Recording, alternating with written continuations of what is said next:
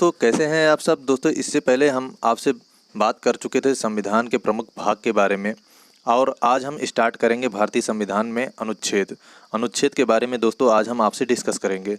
तो चलिए पहला क्वेश्चन स्टार्ट करते हैं। भारतीय संविधान में है ऑप्शन नंबर ए 300 अनुच्छेद, ऑप्शन नंबर बी 350 अनुच्छेद, ऑप्शन नंबर सी 400 से अधिक अनुच्छेद, ऑप्शन नंबर डी 500 अनुच्छेद।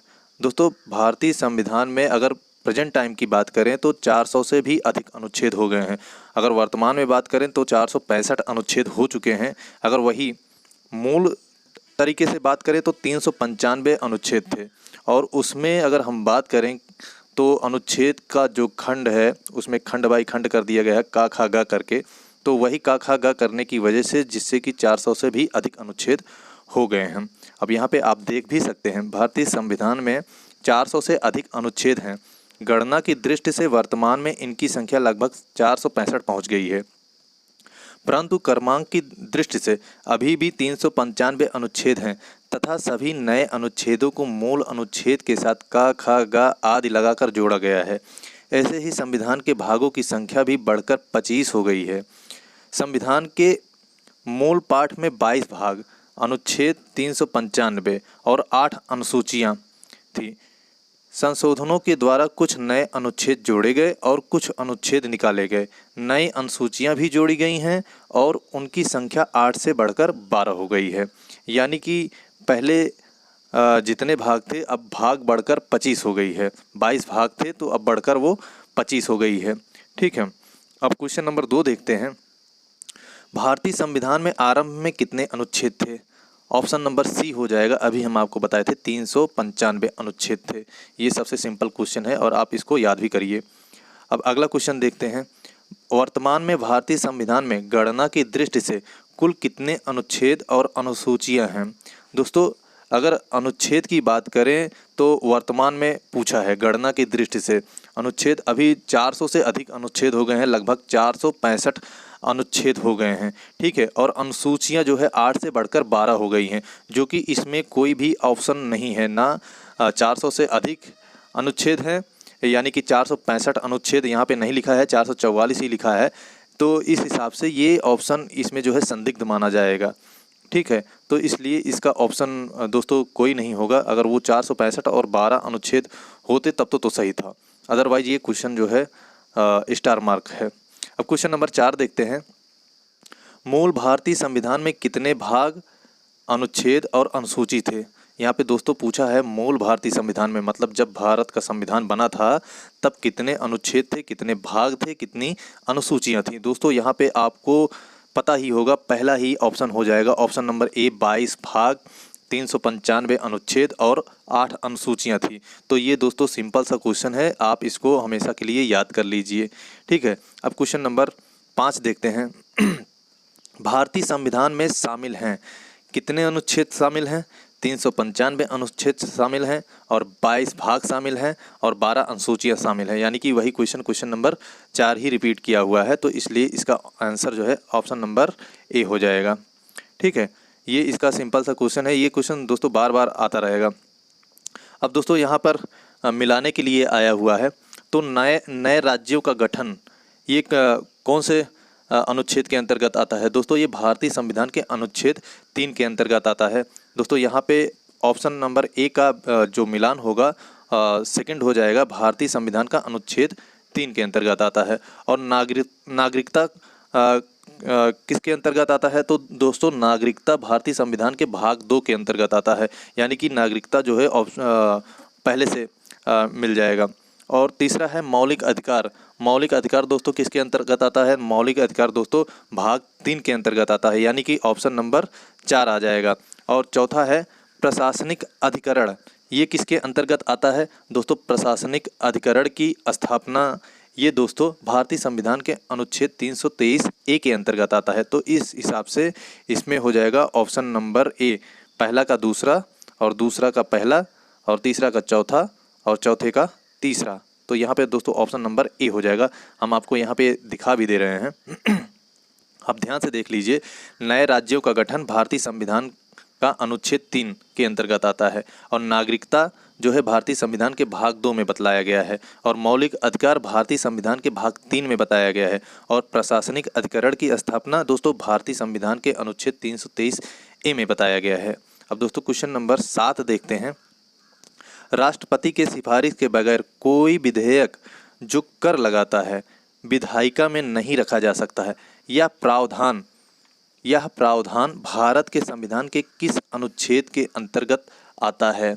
तो दोस्तों यह प्रावधान भारत के अनुच्छेद नंबर 117 के अंतर्गत आता है दोस्तों।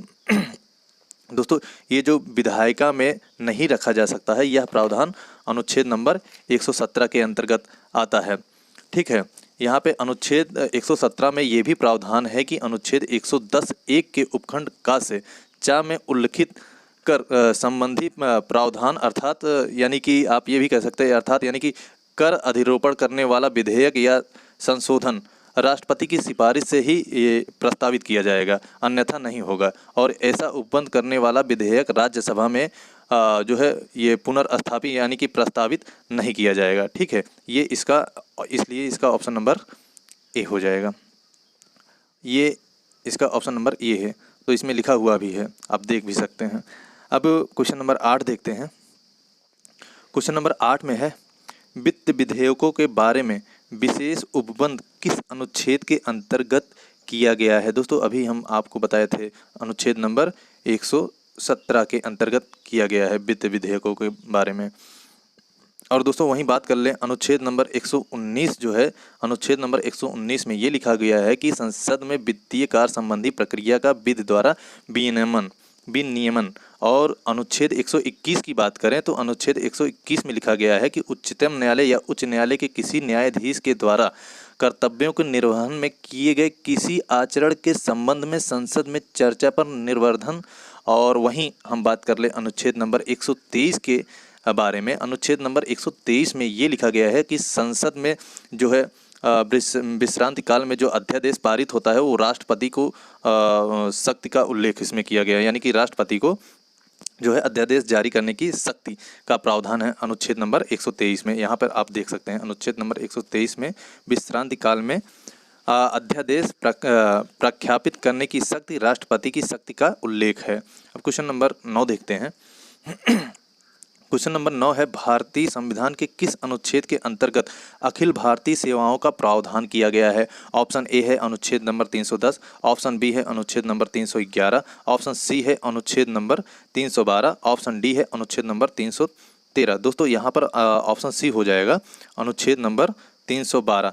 312 के अंतर्गत दोस्तों भारतीय संविधान के अंतर्गत अखिल भारतीय सेवाओं का प्रावधान किया गया है। यहाँ पर दोस्तों किसी भी सेवा को अखिल भारतीय सेवा का जो दर्जा का अधिकार होता है वो सिर्फ केवल संसद के द्वारा होता है, संसद ही दे सकता है।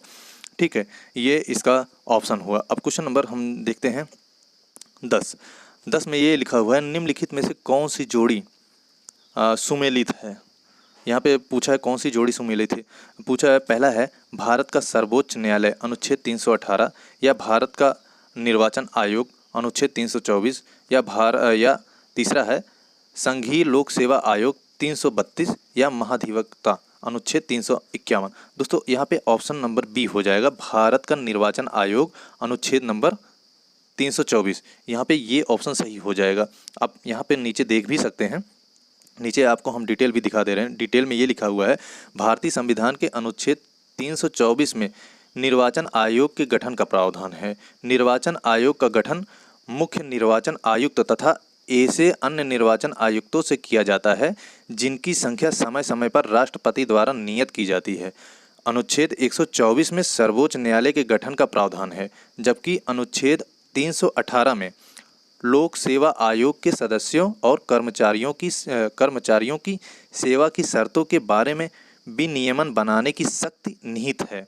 ठीक है, और ये भी लिखा हुआ है संघ और राज्यों के लिए लोक सेवा आयोग का प्रावधान अनुच्छेद 315 में उल्लिखित है।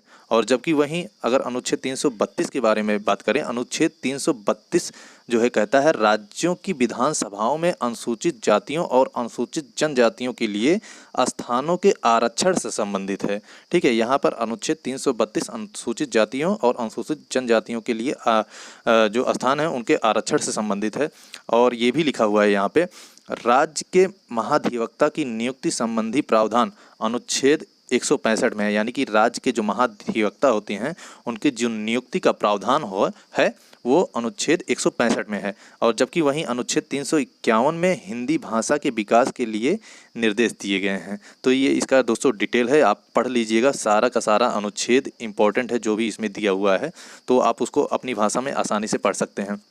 हम आपको पहले भी बताए थे कि अनुच्छेद आप कैसे याद करें। दोस्तों अनुच्छेद आप जो है पार्ट बाय पार्ट करके याद करें कि जैसे भाग 1 में कितने हैं, भाग 2 में कितने हैं, टोटल 25 भाग हैं। तो आप यहाँ पे ऐसे तो याद नहीं कर सकते, तो यही एक तरीका है, भाग 1 में क्या आता है, भाग 2 में क्या आता है, भाग 3 में क्या आता है, तो इस हिसाब से अगर आप याद करेंगे तो आपको बहुत आसानी से याद हो जाएगा। अब देखते हैं क्वेश्चन नंबर 11, निम्नलिखित में से कौन एक सही सुमेलित नहीं है। दोस्तों यहाँ पर सही सुमेलित नहीं है कौन सा।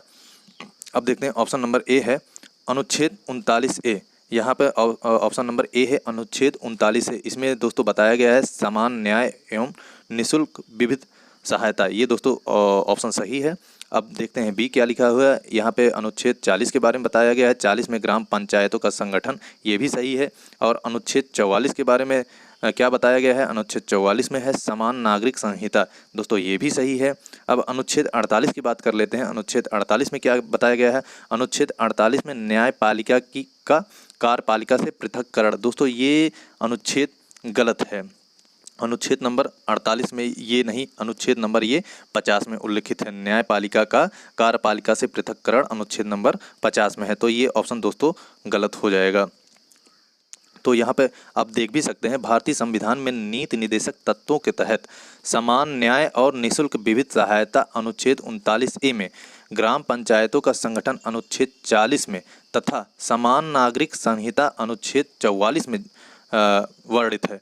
जबकि कार्यपालिका से संबंधित न्यायपालिका का पृथक्करण अनुच्छेद 48 में नहीं, अनुच्छेद 50 में उल्लिखित है। और अनुच्छेद 48 में क्या है, अनुच्छेद 48 में कृषि एवं पशुपालन के संगठन से संबंधित है। यानी कि अनुच्छेद 48 में ये बताया गया है कृषि और पशुपालन संबंधित जो संगठन है उसके बारे में बताया गया है। अब क्वेश्चन नंबर 12 देखते हैं। क्वेश्चन नंबर 12 में दोस्तों ये मिलाने के लिए आ गया है, तो क्वेश्चन नंबर 12 में क्या होगा, ऑप्शन ए है अनुच्छेद 124। दोस्तों अनुच्छेद 124 जो है संघीय न्यायपालिका से संबंधित है। और अनुच्छेद 5 किससे संबंधित है दोस्तों, अनुच्छेद 5 जो है नागरिकता से संबंधित है। और अनुच्छेद 352 किससे संबंधित है दोस्तों, अनुच्छेद 352 आकस्मिक प्रावधान से संबंधित है। और अनुच्छेद 245 किससे संबंधित है दोस्तों, अनुच्छेद 245 विधायी शक्तियों का वितरण से संबंधित है। तो दोस्तों यहाँ पर देख लेते हैं कौन सा ऑप्शन सही होगा। इस हिसाब से ऑप्शन नंबर ए सही हो जाएगा दोस्तों, तो ऑप्शन नंबर ए यहाँ पे सही हो जाएगा। अब क्वेश्चन नंबर अगला देखते हैं। यहाँ पर क्वेश्चन नंबर 13 देख लेते हैं। क्वेश्चन नंबर 13 भी दोस्तों सुमेलित करने के लिए ही बताया गया है। तो क्वेश्चन नंबर 13 देखते हैं। अनुच्छेद 14 दोस्तों किससे संबंधित है, दोस्तों अनुच्छेद 14 जो है समानता का अधिकार, इससे संबंधित है। और अनुच्छेद 36 किससे संबंधित है, अनुच्छेद जो है 36 जो है नीति निर्देशक तत्व, इसमें बताया गया है। और अनुच्छेद 74 के बारे में बात करें, अनुच्छेद 74 मंत्री परिषद के बारे में बताया गया है अनुच्छेद 74 में। और अनुच्छेद 368 दोस्तों अनुच्छेद ये जो है अनुच्छेद जो है ये संशोधन प्रक्रिया के बारे में बताया गया है अनुच्छेद 368 में। तो दोस्तों इस हिसाब से यहाँ पे आपका ऑप्शन नंबर डी सही हो जाएगा। दोस्तों ये सारे के सारे क्वेश्चन आए हुए हैं, यूपी पीसीएस में आया हुआ है, आईएएस में आया हुआ है, ये जितने भी हम आपको बता रहे हैं ये सारे के सारे क्वेश्चन आए हुए हैं। तो आप जो है इसको हल्के में मत लीजिए, बस मैं यही कहूँगा कि आप ध्यान से पढ़िए, कोई जल्दबाजी नहीं है, ध्यान से पढ़ेंगे तो आपको डेफिनेटली आ जाएगा और इसमें कोई तीर मारने वाली जैसी बात नहीं है। तो अब ये भी क्वेश्चन नंबर कौन सा है, क्वेश्चन नंबर 14 है दोस्तों, इसमें भी मिलान करने के लिए बताया गया है। तो दोस्तों क्वेश्चन नंबर 14 देखते हैं। 14 में है 14 में लिखा गया है विधानता नए राज्य को शामिल करना। दोस्तों ये विधानता नए राज्य को शामिल करना अनुच्छेद 2 में बताया गया है। और समता का अधिकार दोस्तों अनुच्छेद 14 में बताया गया है। और गिरफ्तारी और निरोध से संरक्षण ये इसका जो है बताया गया है किसमें, ये अनुच्छेद 22 में बताया गया है। और राष्ट्रपति का विधेयक को अनुमति देने का अधिकार ये दोस्तों बताया गया है अनुच्छेद 111 में। तो दोस्तों यहाँ पे कौन सा ऑप्शन सही हो जाएगा, इस हिसाब से ऑप्शन नंबर बी सही हो जाएगा यहाँ पर। ठीक है, यहाँ पे ऑप्शन नंबर बी सही हो जाएगा। तो आप यहाँ पे देख भी सकते हैं, यहाँ पे इसका देख सकते हैं विधानता नए राज्य को शामिल करना अनुच्छेद 2 में है, और समता का अधिकार अनुच्छेद 14 में है, और गिरफ्तारी और निरोध से संरक्षण अनुच्छेद 22 में है, राष्ट्रपति का विधेयक को अनुमति देने का अधिकार अनुच्छेद 111 में है। दोस्तों क्वेश्चन नंबर 15 में भी यही है मिलान करने के लिए।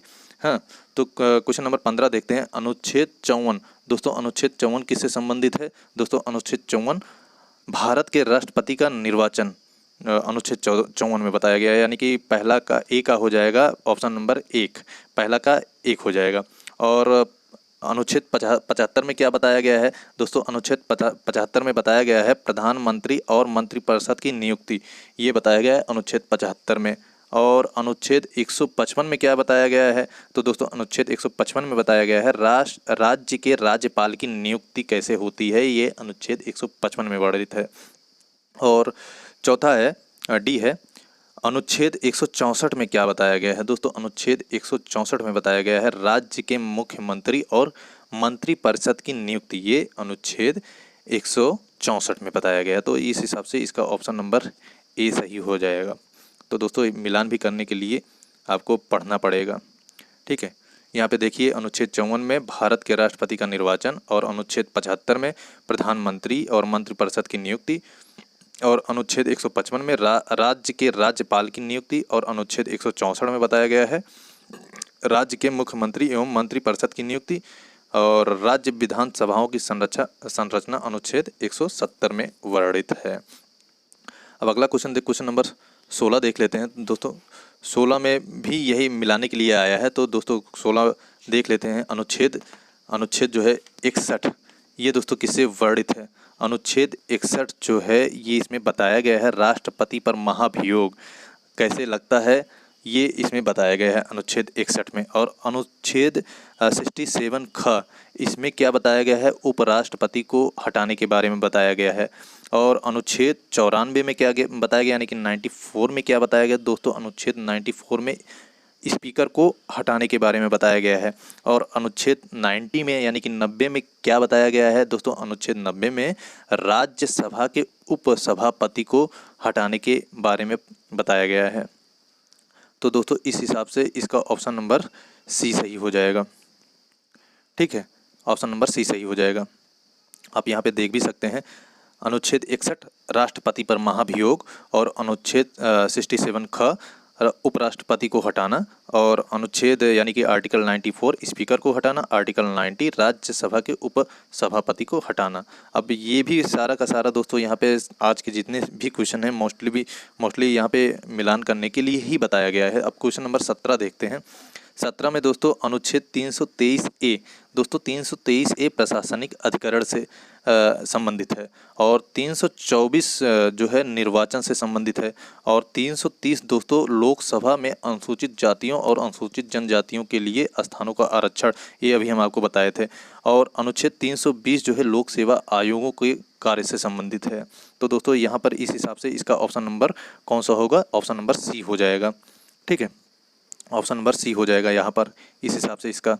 तो दोस्तों हम बस यही कहेंगे, पढ़ना स्टार्ट कर दीजिए आप, क्योंकि टाइम ज़्यादा नहीं रह गया है। अब लॉकडाउन भी यूपी में पूरी तरीके से हट गया है, तो कभी भी पेपर हो सकता है। यहाँ पे आप देख सकते हैं अनुच्छेद 323 ए प्रशासनिक अधिकरण, और अनुच्छेद 324 निर्वाचन, आर्टिकल 330 लोक सेवा में अनुसूचित जातियों और अनुसूचित जनजातियों के लिए स्थानों का आरक्षण, और आर्टिकल 320 में लोक सेवा आयोगों के कार्य के बारे में बताया गया है।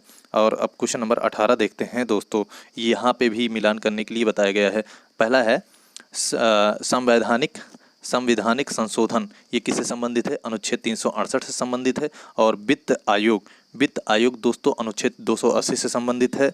और वित्त आपात दोस्तों आर्टिकल 360 से संबंधित है।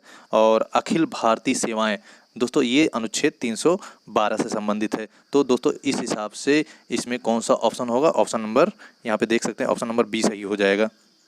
ठीक है, ऑप्शन नंबर यहाँ पे बी सही हो जाएगा।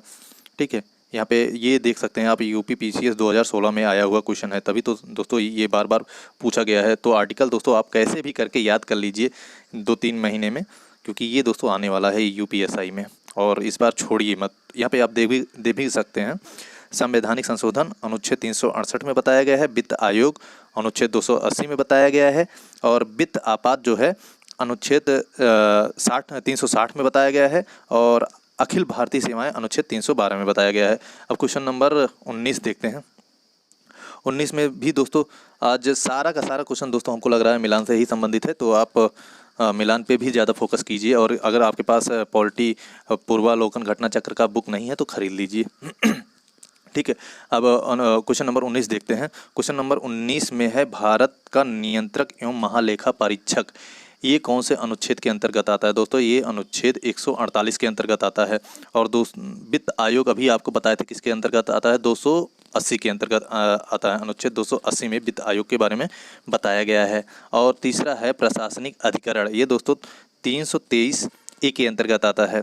और चौथा है संघ लोक सेवा आयोग, ये किसके अंतर्गत आता है? दोस्तों ये आर्टिकल 315 यानी कि 315 के अंतर्गत आता है। तो इस हिसाब से इसमें कौन सा ऑप्शन सही हो जाएगा? दोस्तों ऑप्शन नंबर यहाँ पे आपको दिख रहा होगा, ऑप्शन नंबर ए सही हो जाएगा।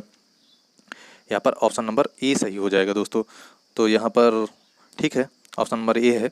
और यहाँ पे आप देख भी सकते हैं, भारत का नियंत्रक एवं महालेखा परीक्षक अनुच्छेद 148 में है, वित्त आयोग अनुच्छेद 280 में है, प्रशासनिक अधिकरण अनुच्छेद 323 ए में है, संघ लोक सेवा आयोग अनुच्छेद 315 में है। दोस्तों ये आप इसको मुँह जुबानी याद कर लीजिए।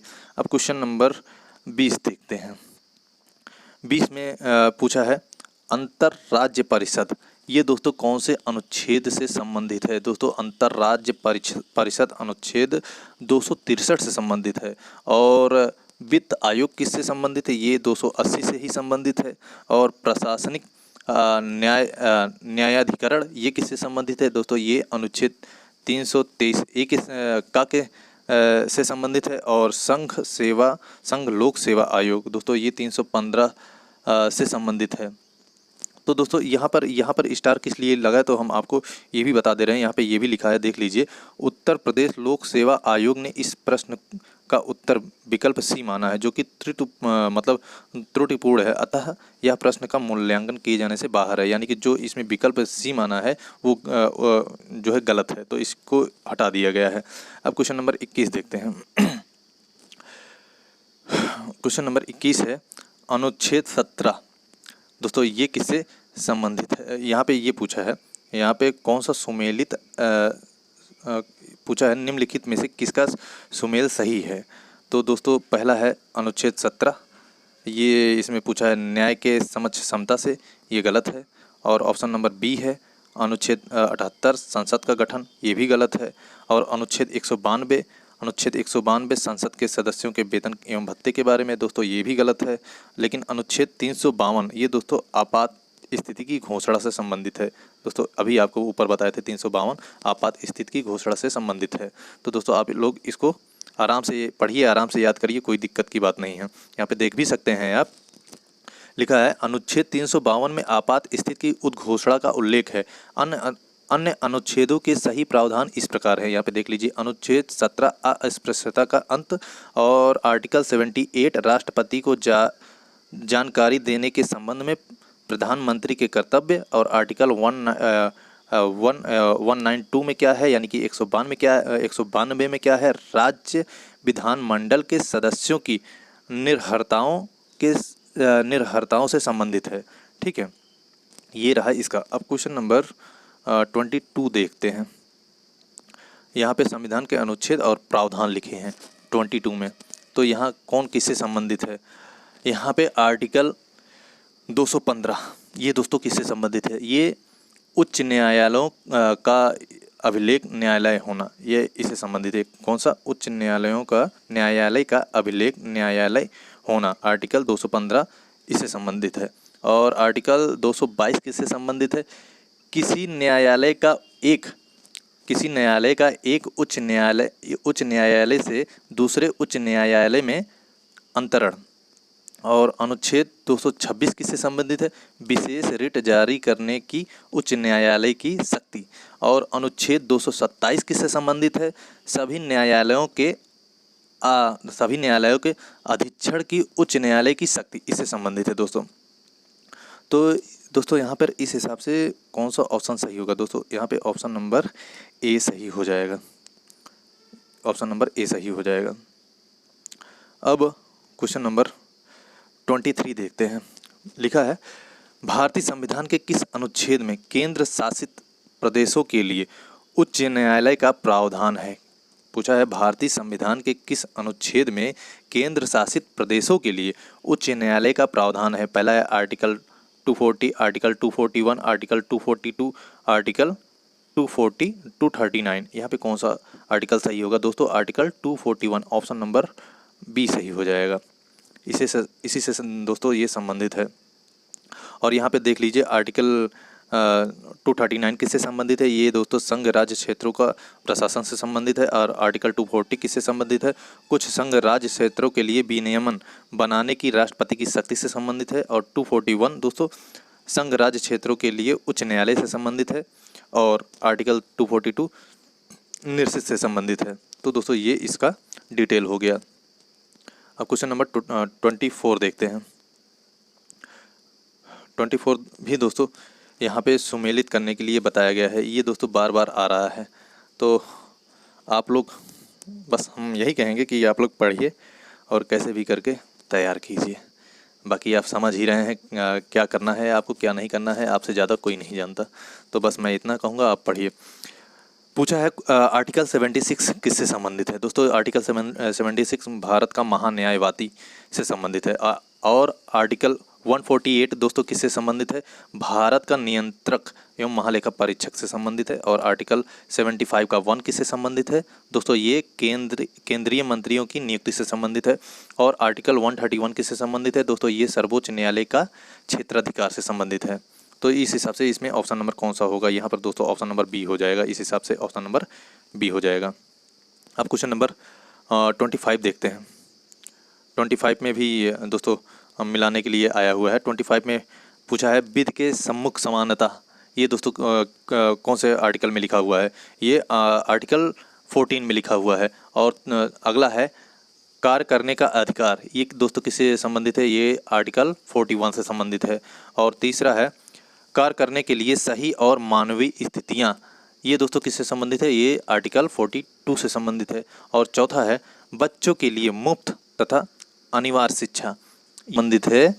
बच्चों के लिए मुफ्त एवं अनिवार्य शिक्षा का प्रावधान मूलतः नीति निर्देशक तत्वों के तहत अनुच्छेद 45 में वर्णित था, परंतु 66वें संविधान संशोधन द्वारा 2002 से इसे अनुच्छेद 21 का के रूप में मूल अधिकारों में शामिल किए जाने के साथ साथ अनुच्छेद 45 में इसके स्थान पर 600 पूर्व देखभाल तथा 6 वर्ष से कम आयु के बच्चों की शिक्षा के लिए व्यवस्था प्रतिस्थापित किया गया है। तो दोस्तों यहाँ पर ये इसका मामला था। क्वेश्चन नंबर 26 यहाँ पे भी दोस्तों मिलान करने के लिए क्या पूछा है? यहाँ पे निम्नलिखित में से कौन सा सुमेलित नहीं है पूछा है। पहला है आर्टिकल 371 का में, ये नागालैंड से संबंधित है। और 371 खा दोस्तों ये असम से संबंधित है। और 371 गा दोस्तों ये मेघालय से संबंधित नहीं है, ये गलत है। और 371 घा ये दोस्तों आंध्र प्रदेश से संबंधित है। और दोस्तों आप यहाँ पर देख भी सकते हैं, यहाँ पे लिखा हुआ है संविधान के भाग 21 अस्थायी संक्रमणकालीन और विशेष उपबंध के अनुच्छेद एवं संबद्ध राज्य इस प्रकार है। 371 महाराष्ट्र और गुजरात, और 371 का नागालैंड, और 371 खा असम, और 371 का मणिपुर। दोस्तों 371 का मेघालय नहीं होगा, यहाँ पर मणिपुर हो जाएगा। और 371 घा आंध्र प्रदेश या तेलंगाना। और 371 अंग्या आंध्र प्रदेश में केंद्रीय विश्वविद्यालय। और 371 च सिक्किम। और 371 छ मिजोरम। और 371 जा अरुणाचल प्रदेश। और 371 झ गोवा। और 371 इया कर्नाटक से संबंधित है। दोस्तों यहाँ पर ये आज का लास्ट क्वेश्चन है। तो अगले से हम स्टार्ट करेंगे अनुसूचियाँ, यहाँ से हम दोस्तों स्टार्ट करेंगे अगले टॉपिक में। तो दोस्तों आज के लिए बस इतना ही। तो चलिए दोस्तों मिलते हैं अगले वीडियो में, तब तक के लिए धन्यवाद। जय हिंद।